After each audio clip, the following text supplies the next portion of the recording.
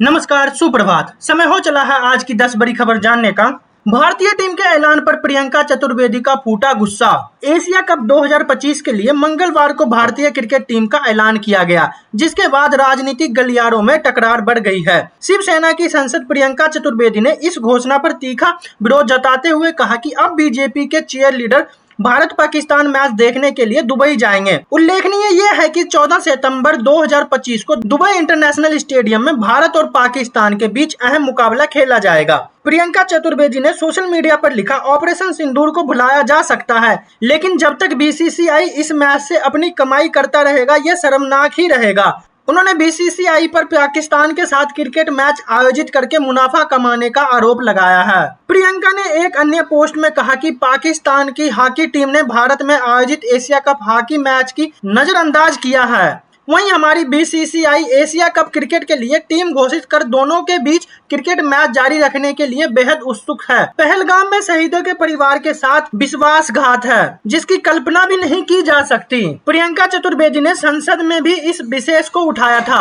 उन्होंने केंद्रीय गृह मंत्री अमित शाह की मौजूदगी में कहा था कि भारत को पाकिस्तान के साथ क्रिकेट नहीं खेलना चाहिए। उन्होंने कहा, अगर आप आईसीसी के चेयरमैन से कहेंगे कि इंडिया पाकिस्तान मैच नहीं होना चाहिए तो ये संभव है। गाजीपुर में मिठाई खाकर बीमार हो गए लोग, गुस्से में दुकान में तोड़फोड़ करने पहुंच गए। सिदोना बाजार के दुकानदारों ने मंगलवार को 2 घंटे तक संगठित रूप से दुकानें बंद रखकर उपदाद की घटना का विरोध जताया। इस दौरान दर्जनों दुकानदार ने मनभर ग्राहक द्वारा मिठास की दुकान पर की गई ताबड़तोड़ की कड़ी निंदा करते हुए पुलिस से सख्त कार्रवाई की मांग की। 3 दिन पहले वाराणसी जिले के राबड़ी निवासी इंदेर सिंह ने एक मिठास की दुकान से करीब 5,000 रुपए की खरीदारी की थी। कुछ भुगतान करने के बाद उन्होंने मिठाई खराब होने की शिकायत करते हुए दुकानदार में जमकर तोड़फोड़ की। घटना की पूरी तस्वीर सीसीटीवी में कैद हो गई, जिसके आधार पर दुकानदार सुबोध कुमार ने खानपुर थाने में शिकायत दर्ज कराई। दिन दिहाड़े पुलिस चौकी से महज 400 मीटर दूरी के पर हुई इस घटना से बाजार वासियों में आक्रोश है। वहीं इंदेर सिंह के पुत्र विशाल का कहना है कि खराब मिठाई खाने से परिवार के 4 लोग बीमार हो गए, जिसमें से 2 को वाराणसी के दीनदयाल अस्पताल में भर्ती कराना पड़ा। उनका कहना है कि मेडिकल रिपोर्ट के आधार पर दुकान के खिलाफ भी शिकायत दर्ज की जा रही है। ऐसे डबल इंजन पर थिटकार है। ट्रेन में ज्यादा लगेज पर जुर्माना लगाने की खबर पर भड़के अखिलेश यादव। भारतीय रेलवे के संदर्भ में दावा किया जा रहा है कि ट्रेन से यात्रा करने वाले यात्रियों को लेकर बड़ा बदलाव किया है। मीडिया रिपोर्ट के अनुसार अब यात्रियों के लिमिटेड से ज्यादा लगेज ले जाने पर अतिरिक्त चार्ज देना होगा। हालांकि रेलवे ने ऐसे किसी फैसले के दावों को अफवाह बताया है। इस बीच समाजवादी पार्टी के अध्यक्ष अखिलेश यादव ने सवाल उठाया और कहा कि बीजेपी ने रेलवे को भी खोखला कर दिया है। सपा अध्यक्ष ने रेलवे के इस फैसले को लेकर निशाना साधते हुए एक्स पर पोस्ट किया। उन्होंने लिखा, भाजपा जनता के लिए भारी बोझ बन गई है। जिस दिन भाजपाई भ्रष्टाचार की पोटली को जनता तोल देगी, उस दिन भाजपा पटरी से उतर जाएगी और अब वो दिन बहुत दूर भी नहीं है। कांग्रेस सांसद ने लिखा कि रेल में यात्रियों के सामान को तोलने के नाम पर भ्रष्टाचार का एक और अध्ययन खोला जा रहा है। ये फैसला गरीबों के लिए लिया जा रहा है जो A3A में जा रहा है। उसे क्या फर्क पड़ता है, लेकिन उस गरीब से पूछो जो साल में 1-2 बार घर गांव जाता है और वहां से अपने साथ दाल चावल राशन बांध कर लाता है। उन्होंने लिखा कि अब क्या गरीब मजदूर किसान की थाली का खाना भी भाजपा छीन लेना चाहती है। पैसे की भूखी भाजपा को जो वसूलना है वो AC1 और AC2 तक के लोगों को वसूले, ना कि जनरल स्लीपर या A3 वाले से। अगर भाजपा सरकार के शासनकाल में रेलवे का खजाना पूरी तरह खाली हो गया है तो वो अपने सांसदों विधायकों से कहे वो लोग अपने मुफ्त के पास छोड़ दें। सपा चीफ ने लिखा कि भाजपा के भ्रष्टाचार ने रेलवे को खोखला कर दिया है। ये फैसला वापस नहीं हुआ तो जनता भाजपा की वापसी का टिकट वक्त से पहले काट देगी। जो गरीबों का बोझ ना उठा सके, ऐसे डबल इंजन पर धिक्कार है। शर्मनाक निर्णय। भाजपा जाए तो रेल पटरी पर आए। पता नहीं बताने पर युवक ने किया दुकानदार पर हमला, बोतल मारकर फोड़ा सिर। उत्तर प्रदेश में नोएडा के सेक्टर 20 क्षेत्र में पता नहीं बताने पर एक दुकानदार पर हमला करने की घटना सामने आई है। सेक्टर 20 थाने में एक युवती ने रिपोर्ट दर्ज कराई है कि एक व्यक्ति ने घड़ी की दुकान पर पता नहीं बताने पर उनके पिता के ऊपर सोडे की बोतल से हमला कर दिया, उन्हें गंभीर रूप से घायल कर दिया। इस घटना की रिपोर्ट दर्ज कर पुलिस मामले की जांच कर रही है। थाना सेक्टर 20 के आभारी निरीक्षक DP शुक्ला ने बताया कि बीती रात को सिमरन गुप्ता पुत्री चंद्र प्रकाश गुप्ता ने थाने में रिपोर्ट दर्ज कराई है कि 17 अगस्त को सेक्टर 18 मेट्रो स्टेशन के गेट नंबर 1 के पास उसके पिता मास्क की दुकान लगातार मास्क बेच रहे थे। तभी फैजल नाम का एक लड़का वहां पर आया और उसने पूछा कि घड़ी की दुकान कहां पर है। चंद्र प्रकाश गुप्ता ने कहा कि उन्हें घड़ी की दुकान के बारे में नहीं पता है। इस बात से आक्रोशित फैजल चंद्र प्रकाश से झगड़ा करने लगा तथा उसके पास में ही सोडा बेचने वाले की दुकान से बोतल उठाकर चंद्र प्रकाश के सिर पर वार कर दिया। इसके अलावा फैजल ने चंद्र प्रकाश के साथ गाली गलौज की और उन्हें जान से मारने की धमकी भी दी। थाना प्रभारी ने बताया कि इस घटना में चंद्र प्रकाश गुप्ता के सिर पर गंभीर चोट आई है और उन्हें उपचार के लिए दिल्ली के सफरगंज हॉस्पिटल में भर्ती कराया गया है। उन्होंने बताया कि बीती रात को युवती ने घटना की रिपोर्ट थाने में दर्ज कराई है और पुलिस आरोपी की तलाश कर रही है। राहुल गांधी ने बिहार में किसको दी फ्लाइंग किस, मुस्कान से जीता सबका दिल।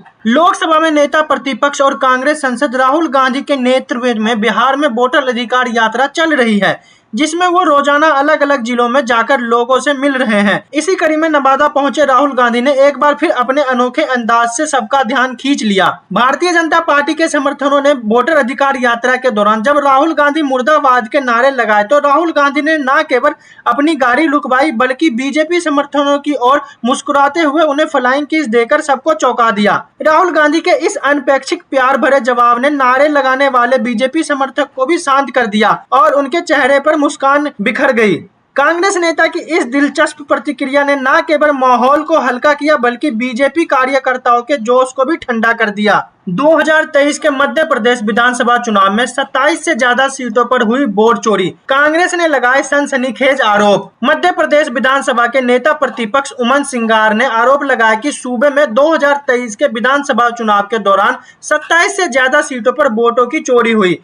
कांग्रेस नेता का आरोप है कि इससे सत्याग्रह भारतीय जनता पार्टी को अनैतिक लाभ पहुंचाया गया। राजधानी भोपाल में पत्रकारों से बात करते हुए विधानसभा में विपक्ष के नेता सिंगार ने आंकड़े पर ग्राफिक और आंकड़े के जरिए ये भी दावा किया कि चुनाव से कुछ महीने पहले लाखों मतदाता जुड़े और जिन सीटों पर कांग्रेस उम्मीदवार कम अंतर से हारे वहां मतदाताओं की संख्या में वृद्धि हार के अंतर से कई ज्यादा पाई गई। कांग्रेस नेता ने जोर देकर कहा, राज्य की 27 से ज्यादा विधानसभा सीटों पर वोटों की चोरी हुई और ऐसा भाजपा को अनैतिक लाभ पहुंचाने के लिए किया गया। बता दें कि मध्य प्रदेश में 230 विधानसभा सीटें हैं। सिंगार ने दावा किया कि 5 जनवरी से 2 अगस्त 2023 के बीच 7 महीने में मध्य प्रदेश में कुल मतदाताओं की संख्या में लगभग 4.64 लाख की वृद्धि हुई, जबकि 2 अगस्त से 4 अक्टूबर के बीच सिर्फ 2 महीने में 16.05 लाख मतदाताओं की वृद्धि की गई। विपक्षी विधायक ने कहा कि इसका मतलब है कि 2 अगस्त से 4 अक्टूबर के बीच हर दिन 26,000 मतदाता जुड़े। राज्य में मतदाता 17 नवंबर 2023 को हुआ था। नेता प्रतिपक्ष ने कहा, राहुल गांधी द्वारा वोट चोरी के खुलासे ने देश को झंझोड़ कर रख दिया है। मध्य प्रदेश भी इस सुनियोजित चुनावी का एक बड़ा शिकार है। उन्होंने आरोप लगाया कि मतदाता सूची में बड़े पैमाने पर धांधली हुई है, जिसमें मतदाताओं की संख्या में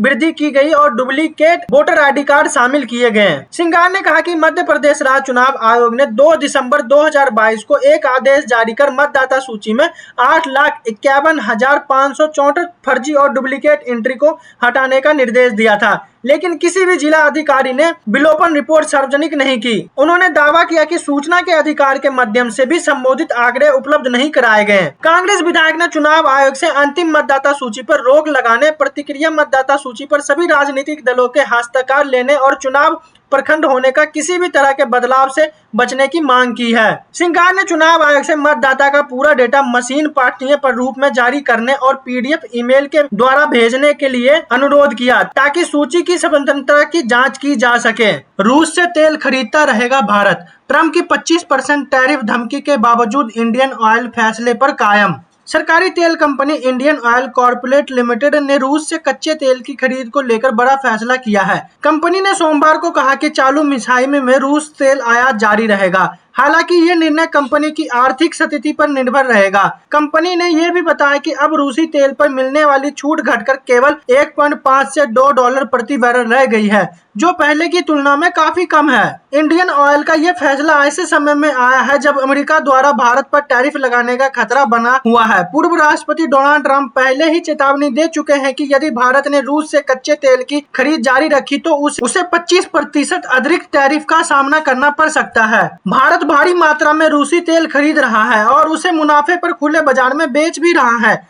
भारत को इस बात की परवाह नहीं है कि रूस यूक्रेन युद्ध में कितने लोगों की मौत हो रही है। उन्होंने ये भी कहा कि भारत पर 25% अधिक टैरिफ लगाने पर विचार किया जा रहा है, जिससे कुल टैरिफ 50% तक पहुंच सकता है।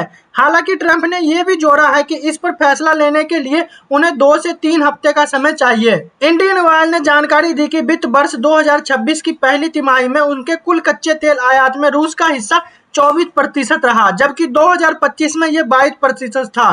कंपनी ने कहा कि वर्तमान में तिमाही में ये वो अधिक परिस्थिति को ध्यान में रखते हुए रूसी तेल की खरीदारी जारी रखेंगे। पत्नी मायके चली गई, पिता ने 2 बेटियों को जमुना में फेंका, फिर खुद भी नदी में कूदा।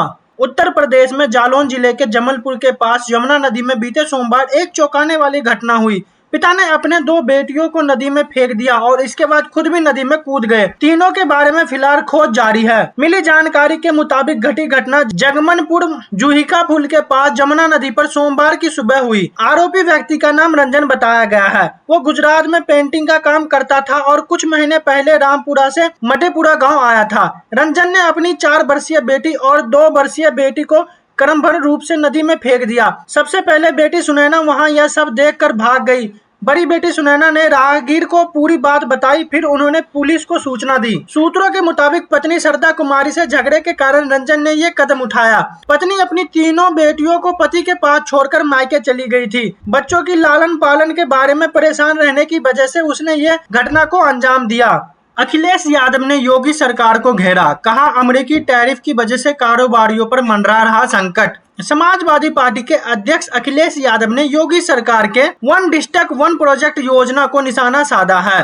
उन्होंने कहा कि अमेरिका के टैरिफ की वजह से यूपी के कारोबारियों को भी नुकसान हो रहा है, लेकिन आज व्यापारियों की कोई नहीं सुन रहा है। सपा अध्यक्ष ने कहा कि अमेरिका ने जब भी भारतीय उत्पादों पर टैरिफ लगाया है, तब से हमारे भदोही के कॉर्पोरेट से जुड़े हुए कारोबारियों, मुरादाबाद में ब्रॉस से जुड़े कारोबारियों भी संकट में आ गए हैं। प्रदेश में बड़े पैमाने पर हमारा सामान अमेरिका एक्सपोर्ट होता था, लेकिन आज व्यापारियों की कौन सुन रहा है। सपा अध्यक्ष ने कहा कि इन व्यापारियों की मदद के लिए कौन आ रहा है। जिस सरकार ने वन डिस्ट्रिक्ट वन प्रोजेक्ट के लिए इतना बड़ा बजट रखा था, हम तो दिल्ली में भी होर्डिंग देखते थे। यहाँ के भी प्रमुख स्थानों पर उनका प्रचार चलता था। प्रधानमंत्री जी की तस्वीर लगाकर प्रचार किया जाता था। इस समय यूपी सरकार की उस स्कीम की प्रतीक्षा है कि भदोही, मुरादाबाद या कानपुर के कारोबार को, ये यूपी के अन्य प्रदेश के कारोबार हैं जो टैरिफ की वजह से संकट में आ गए हैं, उनकी मदद कौन करेगा? ये बड़ा सवाल खड़ा हो गया है। सोते समय शख्स पर गिरा काला सांप। यूपी के ललितपुर जिले के मारवाड़ा थाना क्षेत्र के तिसगाना गांव से एक हैरान करने वाली घटना सामने आई है।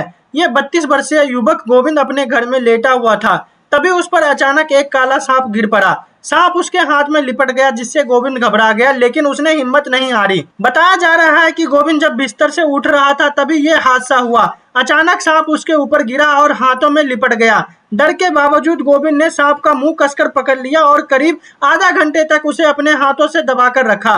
इस दौरान वो जोर जोर से मदद के लिए चिल्लाता रहा। गोविंद की आवाज सुनकर परिजन वहां पहुंचे। उन्होंने ये नजारा देखकर तुरंत उन्हें अस्पताल ले जाया गया। डॉक्टरों ने जांच की तो पता चला कि सांप ने गोविंद को काटा ही नहीं था और उसके शरीर में किसी भी तरह का जहर का असर नहीं है। गोविंद ने अपने साहस से न केवल खुद को बचाया, बल्कि सांप को भी अपने हाथों से दबाकर मार डाला। घटना का ये वीडियो सोशल मीडिया पर वायरल हो रहा है, जिसमें वो सांप को कसकर पकड़े नजर आ रहा है।